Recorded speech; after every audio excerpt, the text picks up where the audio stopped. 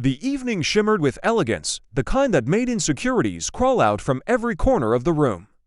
Flashing lights bounced off champagne glasses, laughter echoed like carefully curated melodies, and designer heels clicked across marble floors. It was the gala of the year, thrown by the Astor Foundation, and everyone who was anyone was there. Everyone, including James Rourke, the 34-year-old tech CEO with piercing eyes, a billion-dollar app, and one lingering wound his ex-fiancée, Vanessa Belmont. Vanessa had left him 2 years ago. Publicly, cruelly, she'd told Vogue that James was brilliant, but boring. He lacked charisma, lacked color. That quote had followed him like a shadow, plastered across tabloids, memed into oblivion. And tonight, Vanessa would be making her grand return to New York society, freshly engaged to a hedge fund heir, and proud to parade it. So, James did what any emotionally bruised man with wealth and pride might do. He decided to bring a date. Not just any date, a showstopper, someone unexpected, someone unforgettable. But James didn't know models.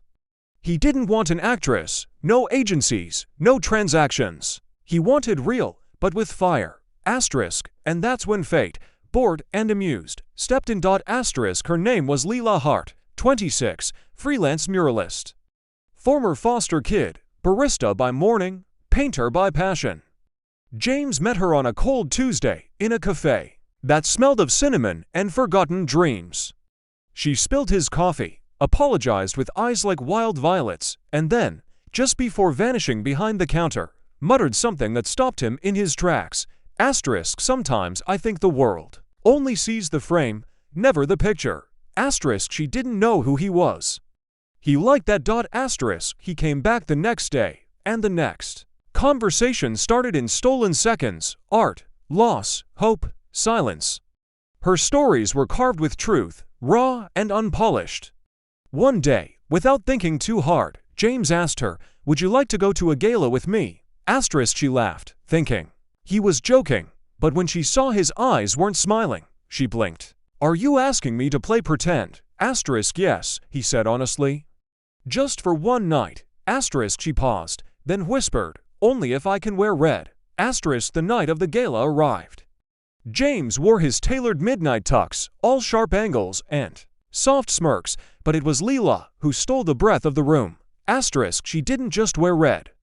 She was red, a crimson silk gown that clung to her like passion itself, off-shoulder with a high slit that whispered confidence. Her curls were wild and free, lips painted like rebellion, eyes lined with the grace of a woman who had faced storms and chose to dance anyway. The photographers paused. The murmurs began.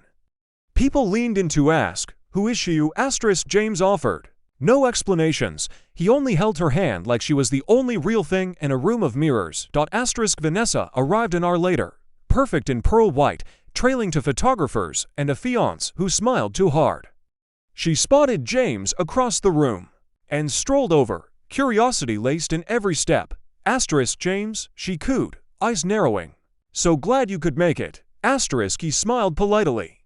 "Vanessa." Her gaze shifted to Leela. She tilted her head.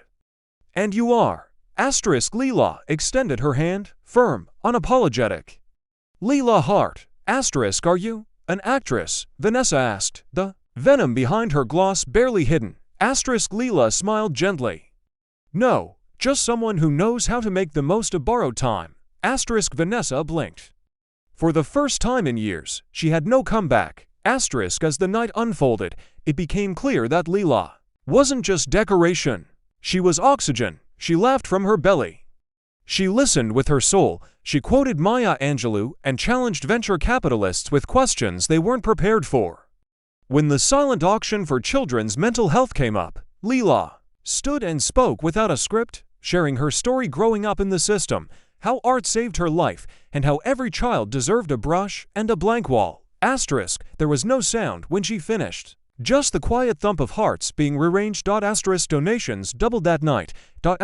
James watched her, not as a man proving a point, but as someone seeing sunlight for the first time after a long winter. She wasn't fake. She wasn't a pawn in his game. She was everything real he had forgotten to believe in. Backstage, before the gala's final toast, James found her staring at her reflection in a gold-framed mirror. Her fingers traced the edges of the glass. Asterisk, you were incredible, he said. Asterisk, she didn't turn. This isn't my world. Asterisk, no, he said. But maybe it should be. Asterisk, she turned to face him. Why did you bring me, James, really? Asterisk, he hesitated. Then, I wanted to prove to Vanessa that I'd moved on. That I had someone dazzling. Asterisk, and now? She asked, voice almost trembling. Asterisk, now I just want you to stay. Asterisk, there was silence between them, the kind that stretched, without. Cracking. Asterisk, Leela shook her head gently. You don't know me. Asterisk, I want to, he said, stepping closer. I've lived my life surrounded by people who say what they think I want to hear. You said the truth. You are the truth. Asterisk, she looked down. You picked me because I was random, disposable.